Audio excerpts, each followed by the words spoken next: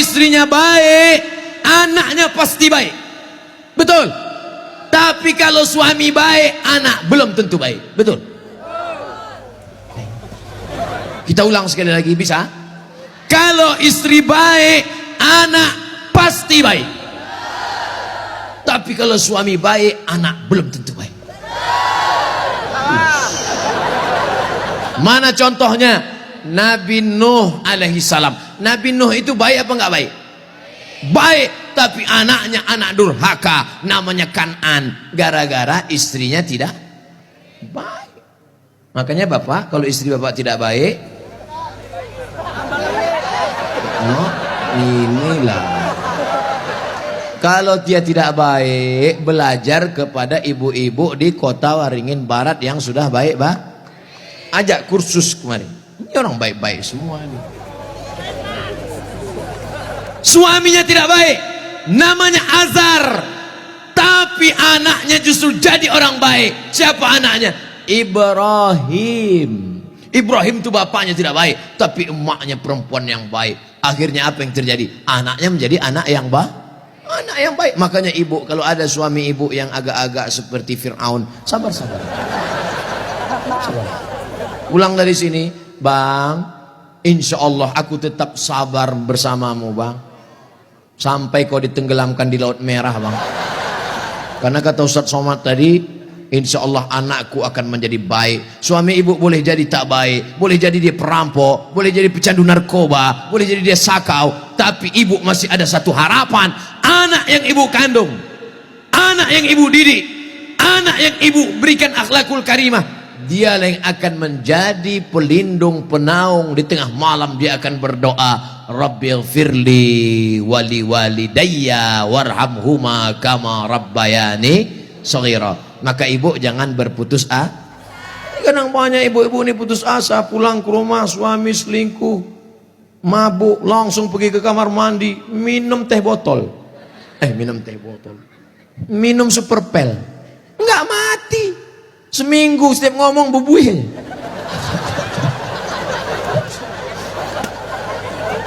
Ibu harus tegar, ibu harus kuat, ibu ada harapan. Harapan ibu siapa? Anakku akan jadi polisi, amin.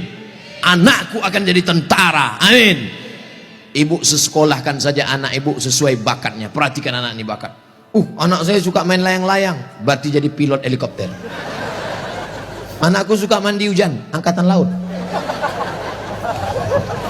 Anakku suka ngembus-ngembus semprit, dua kemungkinan. Bisa jadi polisi, razia. Bisa jadi wasit sepak bola. Yang parkir jangan sebut. Ibu jangan sebut tukang parkir. Karena pada dasarnya kita semua ini adalah tukang parkir. Kita ini semua tukang parkir. Tirulah iman tukang parkir. Mobil mewah harga 2 miliar. Mundur betul parkir. Setelah begitu diambil mobil ini, adakah tukang parkir yang marah? Enggak ada. Ada nggak tukang parkir ngamuk-ngamuk? Kenapa mobil ini diambil? Saya sudah menjaganya 2 jam. Enggak ada. Kalaupun ada berarti gila. Kita itu juga di dunia ini sama seperti iman tukang parkir. Mobil itu titipan, rumah itu titipan, anak itu titipan, kebun itu titipan. Kita hanya menjaganya di dunia, dan setelah itu kita akan mati. Ada yang punya kita? Tidak. Makanya bapak, berapa banyak bapak ketika istrinya meninggal, ya nggak ada nangis. Pas ditanya, bapak nggak nangis? Titipan Pak Ustaz. Ustadz ini ceramah nggak enak, pas giliran mati istri aja. Oke, sekarang kita balik. Berapa banyak ibu-ibu yang imannya sudah mantap, dia menganggap ini semua titipan, hilang tidak apa-apa, meninggal suaminya, dia tegar. Ibu nggak nangis, titipan Pak. Tapi ada satu ibu menangis, papa, jangan kau tinggalkan mama sendiri, Pak. Pas ditanya sama tetangga, ibu nangis kenapa? Warisan dikit. Tapi itu tidak ada di Kobar. Jauh di sana, jauh di pinggiran-pinggiran Pangkalan Bun. Yang di sini semuanya baik-baik, betul? Ibu menerima mereka bukan karena hartanya, tapi karena mereka mampu membimbing ibu dan anak-anak mencari ridho Allah Subhanahu wa taala. Ibu yang malam ini datang menggendong anak, ibu yang malam ini datang menyusukan anak, insya Allah anak itu yang nanti akan menjadi pemimpin-pemimpin bangsa di masa depan. Makanya ibu sabar-sabar. Berapa kali ibu diusir dari majelis karena anaknya menangis, betul? Mau akad nikah, aku nikahkan engkau dengan anakku dengan mahar seperangkat alat sholat.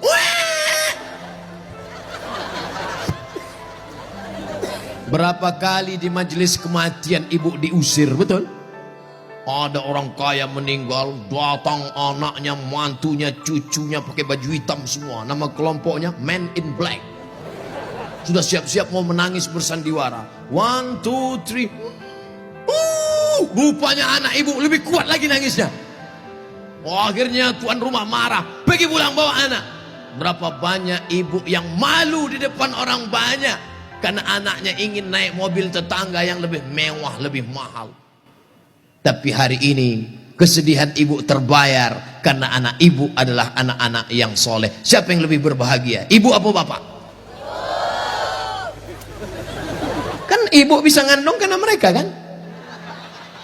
Sekarang saya tanya, siapa yang paling berbahagia, ibu atau bapak? Mereka tetap bertahan, Pak. Bapak Ibu yang dimuliakan Allah Subhanahu wa taala, siap menjaga persatuan? Jaga persatuan, karena negeri yang kita bangun dengan indah ini akan jadi hancur berkeping kalau tidak ada persatuan dan kesatuan, betul? Maka persatuan ini sama seperti tiang gawang. Kok Ustaz tiba-tiba ingat tiang gawang? Itu tiang gawang, itu tiang gawang. Ibu jaga gawang, jangan sampai kebobolan.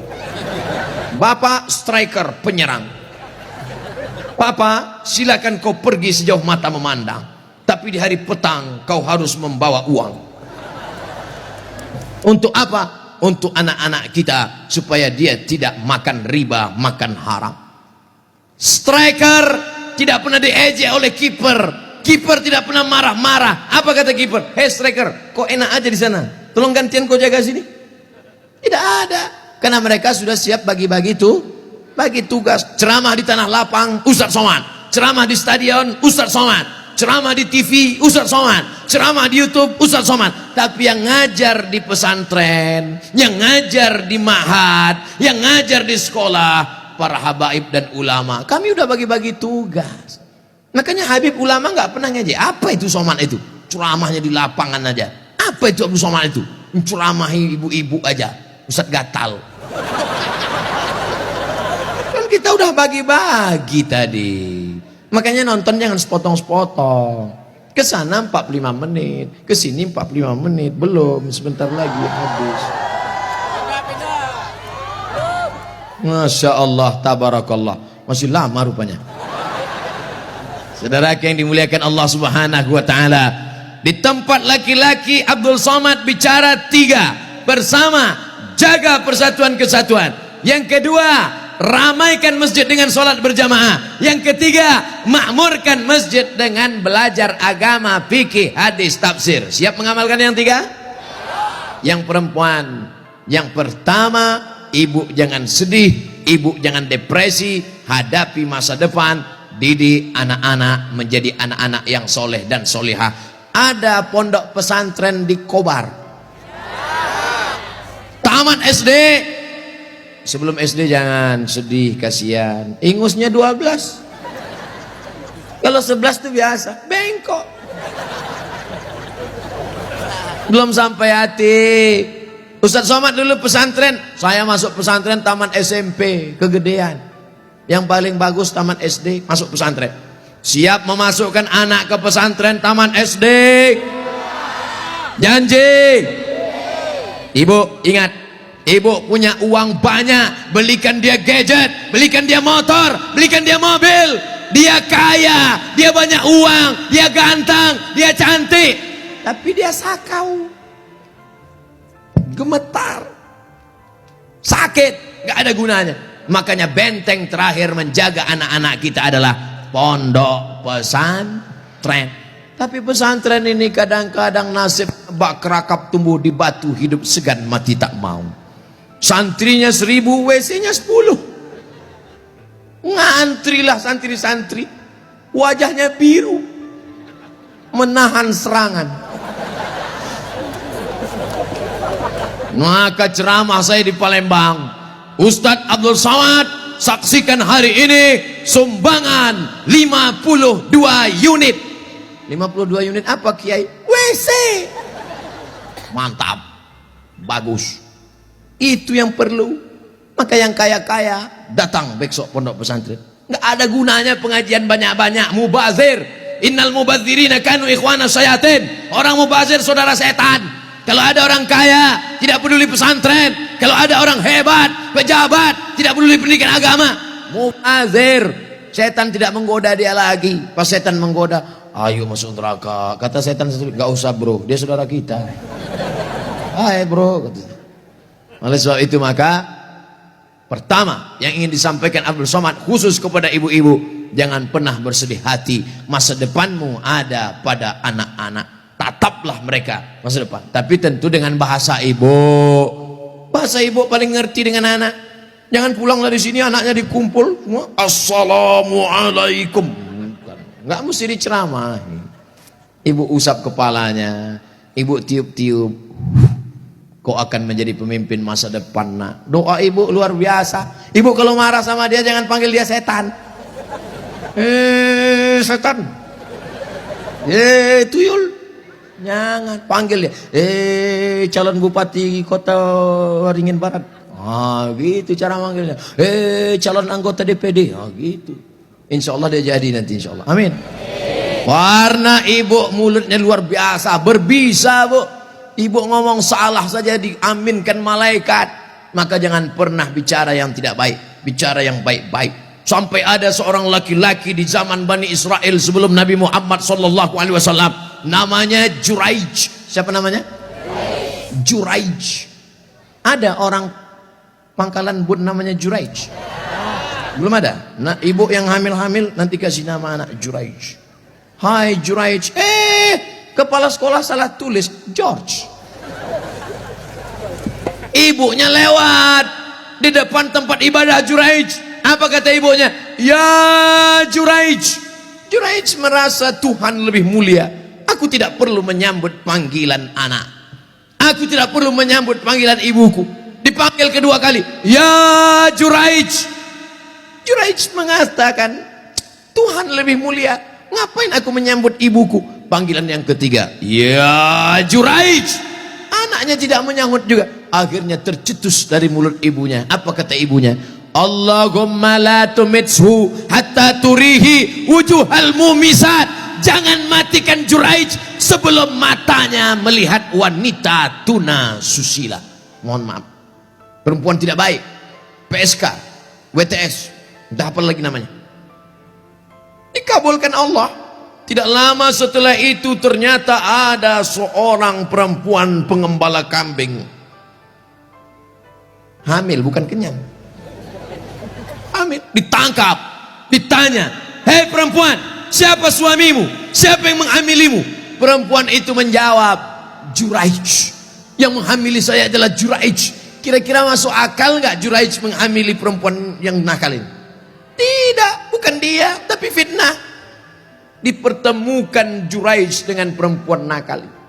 Rupanya Allah hanya ingin mengabulkan doa si ibu. Kata si ibu, jangan matikan Juraij sebelum matanya melihat wanita tuna. Akhirnya matanya memang betul-betul melihat wanita tuna susila. Melihat, padahal tidak mungkin ahli ibadah ketemu dengan wanita tuna susila. Kalau Satpol PP ketemu wanita susila memang bisa. Razia maksudnya. Mohon maaf Pak Satpol PP. Ini Juraij, orang soleh. Akhirnya ketemu, mengaku, siapa yang menghamilmu? Ini Juraij. Ditangkap Juraij, difitnah Juraij. Ternyata kau jahat Juraij. Kerjamu ibadah, rupanya pekerjaanmu di balik ini semua menodai pengembala kambing. Dihancurkan tempat ibadahnya, hancur berkeping. Kata Juraij, jangan bunuh aku sebelum anak ini lahir.